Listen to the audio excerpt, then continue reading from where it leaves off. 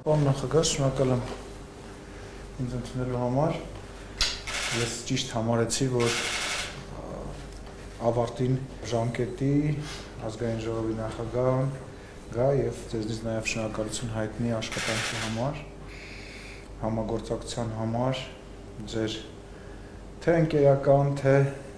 գործնական խորհուրդների աջակցության համար շատ բարձր եմ գնահատում այն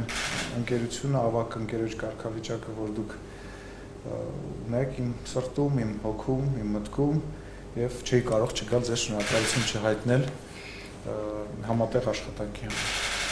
Շնորհակալ եմ գալու նախաձեռնության համար, բարձ ասեմ նախաձեռնությունը ձերն է, բայց ես ուզում եմ առանձնահատուկ նշել ձեր դերը այս 21-26 թվականների դժվարագույն ժամանակաշրջանում ազգային ժողովը գլխավորելու համար, ղեկավարելու համար։ Ես ինքս եղել եմ ազգային ժողովի падգամավոր 95-99 թվականներին, շատ լավ գիտեմ, ինչ է նշանակում խորհրդարանական կամ պարլամենտական մթնոլորտ քննարկումներ, բայց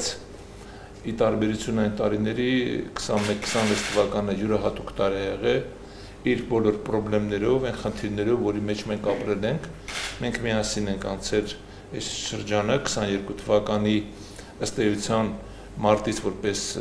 հանրապետության նախագահ, բայց մինչև այդ որպես նախարար,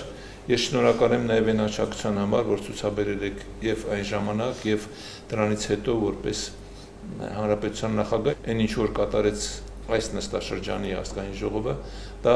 հավատացեք պատմական է։ Պատմական է նաև իր ընդունած որոշումներով, մեկը վերաբերում է Եվրոմիության անդամակցության սկզբին, մեկը վերաբերում է սահմանազատման աշխատանքների հետ կապված որոշմանը, որովհետև երկուսն էլ կարևոր են մեր հետագա ապագայի համար։ Դուք 90 թվականից մինչև հիմա միակ ազգային ժողովի նախագահն եք, որ ամբողջ ժամանակաշրջան, այսինքն գլխավորել եք ազգային ժողովը, սա է ձեռքբերումը մեր ժողովրդավարության, իրականում հասունացման